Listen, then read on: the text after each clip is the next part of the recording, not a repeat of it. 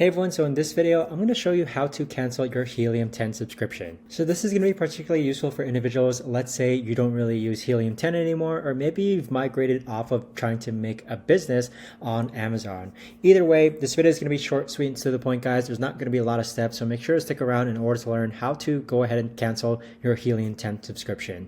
So first what we're going to do is that you're going to go ahead and log onto your Helium 10 dashboard, which looks like this right here.